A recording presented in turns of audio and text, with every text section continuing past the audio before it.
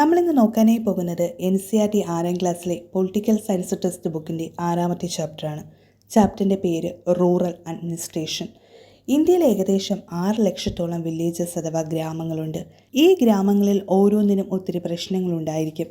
ഈ പ്രശ്നങ്ങൾ മെയിൻറ്റെയിൻ ചെയ്ത് ഫോർമലായി അഡ്മിനിസ്ട്രേഷൻ ഉണ്ടാക്കുന്നത് എങ്ങനെയെന്നാണ് ഈ ചാപ്റ്ററിലൂടെ നമ്മൾ നോക്കാനായിട്ട് പോകുന്നത്. ഈ ചാപ്റ്റർ തുടങ്ങുന്നത് മോഹൻ, രഘു എന്നീ 2 വ്യക്തികളെക്കുറിച്ച് പറഞ്ഞാണ്.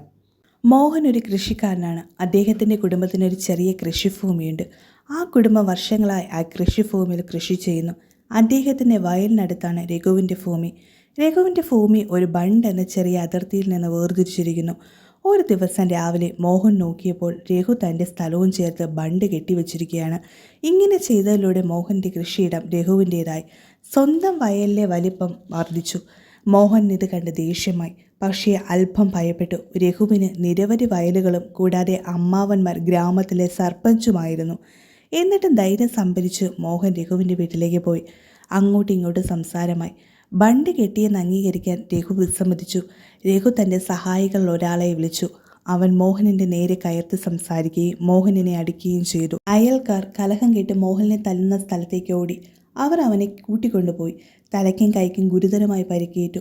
അയൽവാസിയായ ഒരാൾ അദ്ദേഹത്തിന് പ്രഥമ ശുശ്രൂഷയും നൽകി. ഗ്രാമത്തിലെ പോസ്റ്റ് ഓഫീസിൽ നടത്തിയിരുന്ന അദ്ദേഹത്തിൻ്റെ സുഹൃത്ത് ലോക്കൽ പോലീസ് സ്റ്റേഷനിൽ പോയി റിപ്പോർട്ട് സമർപ്പിക്കാൻ നിർദ്ദേശിച്ചു. പോലീസ് സ്റ്റേഷനിൽ പരാതിപ്പെട്ടാൽ നീതി കിട്ടുമോ എന്ന് മറ്റുള്ളവർ സംശയിച്ചു.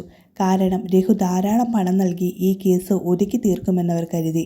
രഘുവിൻ്റെ കുടുംബം ഇതിനകം തന്നെ പോലീസ് സ്റ്റേഷനുമായി ബന്ധപ്പെട്ടിരുന്നുവെന്ന് ചിലർ പറഞ്ഞു. സംഭവം കണ്ട അയൽവാസികളോട് ആലോചിച്ച് മോഹൻ പോലീസ് സ്റ്റേഷനിലേക്ക് പോകാമെന്ന് തീരുമാനിച്ചു. കൂടെ സംഭവം കണ്ട അയൽവാസികളും പോയി. ഈ പറഞ്ഞ കഥയിൽ നിന്നും പോലീസ് സ്റ്റേഷൻ്റെ ഫംഗ്ഷൻ എന്താണെന്ന് മനസ്സിലാക്കി തരികയാണ്. എല്ലാ ലോക്കൽ ഏരിയകൾക്കും ഒരു പോലീസ് സ്റ്റേഷൻ ഉണ്ടാകും. ആ പോലീസ് സ്റ്റേഷൻ്റെ പരിധിയും ഉണ്ടാകും. ഒരു പരിധിക്കുള്ളിൽ നിന്നാണ് പോലീസ് സ്റ്റേഷൻ പ്രവർത്തിക്കുന്നത്. Next, area of a police station. മോഹനും സംഭവം കണ്ട അയൽവാസികളും ചേർന്ന് പോലീസ് സ്റ്റേഷനിലേക്ക് പോവുകയാണ്. ഇവർക്ക് ഭരണത്തിൽ ഉന്നത ബന്ധങ്ങളില്ലാത്തതും സാമ്പത്തികം അധികമില്ലാത്തതും കാരണം നീതി ലഭിക്കുമോ എന്ന സംശയത്തിലാണ് അവർ സ്റ്റേഷനിലേക്ക് പോകുന്നത്. പോകുന്ന വഴിയിൽ അയൽവാസികളായ ഒരാൾ മോഹനോട് ചോദിക്കുകയാണ്, എന്തുകൊണ്ടാണ് നിങ്ങൾ കുറച്ച് പണം ചെലവാക്കി പട്ടണത്തിലെ പ്രധാന പോലീസ് സ്റ്റേഷനിലേക്ക് പോകാത്തത്? ഇതിന് മറുപടിയായി മോഹനൻ പറയുകയാണ്, നമ്മുടെ ഗ്രാമം ഈ പോലീസ് സ്റ്റേഷൻ പരിധിക്കുള്ളിലാണ് വരുന്നത്. അതുകൊണ്ട് നമ്മുടെ ഈ കേസ് നമുക്ക് നമ്മുടെ ഗ്രാമത്തിലെ സ്റ്റേഷൻ പരിധിയിൽ രജിസ്റ്റർ ചെയ്യാനായിട്ട് സാധിക്കും. ഓരോ പോലീസ് സ്റ്റേഷനും അതിൻ്റെ നിയന്ത്രണത്തിലുള്ള ഓരോ ഏരിയയുണ്ട്. ആ പ്രദേശത്തെ എല്ലാ വ്യക്തികൾക്കും അവിടെ പ്രശ്ന പരിഹാരത്തിന് ഈ സ്റ്റേഷനെ സമീപിക്കാം. പോലീസ് സ്റ്റേഷൻ്റെ നിയന്ത്രണത്തിലുള്ള പ്രദേശങ്ങളിൽ മോഷണമോ അപകടമോ ആക്സിഡൻറ്റുകളോ ഫൈറ്റുകളോ തുടങ്ങി ആ പ്രദേശത്തുണ്ടാകുന്ന ഇത്തരം കേസുകൾ അന്വേഷിക്കുന്നതിനും നടപടികൾ എടുക്കുന്നതിനുമുള്ള ഉത്തരവാദിത്തം പോലീസിനാണ്. Next, the work at the police station. അങ്ങനെ മോഹനനും സംഭവം കണ്ട അയൽവാസികളും കൂടി പോലീസ് സ്റ്റേഷനിലെത്തി. അന്ന് ഡ്യൂട്ടിയിലുണ്ടായിരുന്നത് SHO യാണ്, സ്റ്റേഷൻ ഹൗസ് ഓഫീസർ. നമ്മൾ ഏതൊരു പരാതിയുമായി പോലീസ് സ്റ്റേഷനിൽ പോയാലും ആ പരാതി സ്വീകരിക്കേണ്ടത് ആ സ്റ്റേഷനിലെ SHO ആണ്. മിക്ക സ്റ്റേഷനുകളിലും SHO SIമാരാണ്. അതിർത്തി തർക്കം, കുടുംബ സ്വത്ത് തർക്കങ്ങൾ പോലുള്ള കേസുകളെ സിവിൽ കേസ് എന്നാണ് പറയുന്നത്. നമ്മുടെ സിവിൽ കേസുമായി ബന്ധപ്പെട്ട് പരാതികൾ പോലീസ് സ്റ്റേഷനിൽ എടുത്തില്ല എങ്കിൽ അടുത്ത് നമ്മൾ പോകേണ്ടത് SPമാരുടെ സ്റ്റേറ്റ് പോലീസിൻ്റെ അടുത്താണ്. ഇവിടെ രണ്ടിടത്ത് നമ്മുടെ പരാതി സ്വീകരിച്ചില്ല എങ്കിൽ നമുക്ക് കോടതിയെ സമീപിക്കാം. സാധാരണ സിവിൽ കേസുകളിൽ 2 കക്ഷിക്കാരെയും വിളിച്ച് കേസ് ഒത്തുതീർപ്പാക്കുകയാണ് ചെയ്യുന്നത്. ഇവിടെ മോഹനൻ SHOവിനോട് സംഭവിച്ച കാര്യങ്ങളെല്ലാം പറഞ്ഞു. പരാതി പറഞ്ഞാൽ പോരാ, അത് രേഖാമൂലം നൽകണമെന്ന് SHO പറഞ്ഞു. മോഹനൻ പരാതി എഴുതി നൽകി. മോഹനൻ്റെ പരാതി വായിച്ച SHO ഇത്തരത്തിലുള്ള ചെറിയ പരാതികൾ എഴുതി സമയം പാഴാക്കുന്നതിനെ ചൊല്ലി രോക്ഷാകുലനായി. തുടർന്ന് മോഹൻ രഘു തന്നെ മർദ്ദിച്ചപ്പോൾ തലയ്ക്കും കൈക്കും പരിക്കേറ്റ പാടുകളെ SHOയ്ക്ക് കാണിച്ചു. എന്നാൽ SHO മോഹനെ വിശ്വസിച്ചില്ല. മോഹൻ എന്ത് ചെയ്യണമെന്നറിയാതെ അയാൾ പോയി അയൽക്കാരെ സ്റ്റേഷനിനകത്തേക്ക് വിളിച്ചു കൊണ്ടുവന്നു. മോഹൻ തൻ്റെ പരാതി രേഖപ്പെടുത്താത്തത് എന്തെന്ന് ചോദിച്ചു.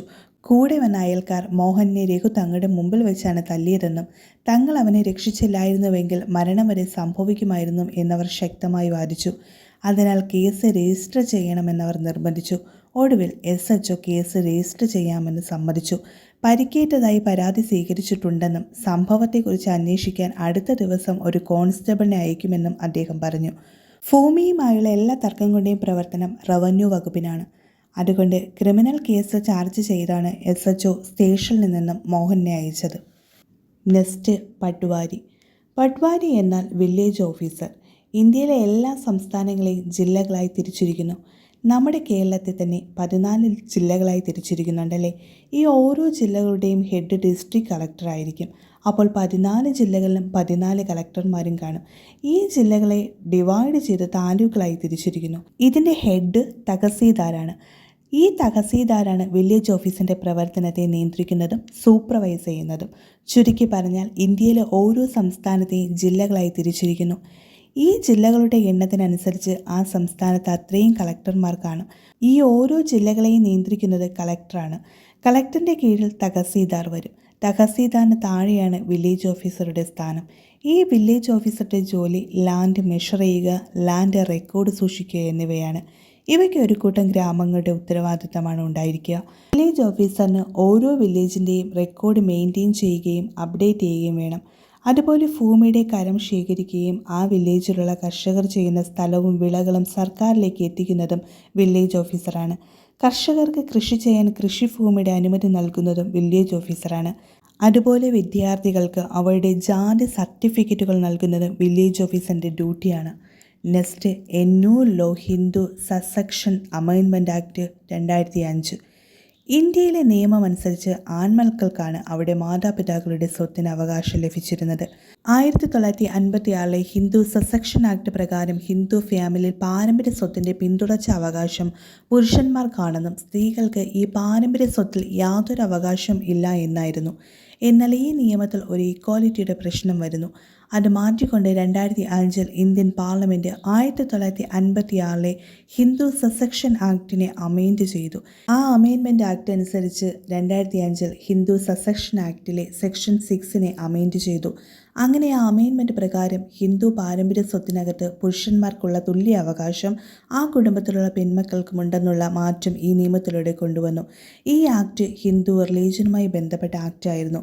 ഹിന്ദു സമുദായത്തിലാണ് അച്ഛൻ്റെയോ അമ്മയോ മരണശേഷം സ്വത്ത് ആൺമക്കളിലേക്ക് നൽകിയിരുന്നത്. അതിനെതിരെയുള്ള ഒരു ലോ ആയിരുന്നു ഇത്. 2005 ഈ ലോ പാസ്സാക്കിയത്. ഇത്രയുമാണ് ഈ ചാപ്റ്ററിൽ പറഞ്ഞിരിക്കുന്ന കാര്യങ്ങൾ. ഈ വീഡിയോ നിങ്ങൾക്ക് ഇഷ്ടമായെങ്കിൽ ലൈക്ക് ചെയ്യുക, ഉപകാരപ്രദമായെങ്കിൽ സബ്സ്ക്രൈബ് ചെയ്യുക, മറ്റുള്ളവരിലേക്കും കൂടി ഷെയർ ചെയ്യുക.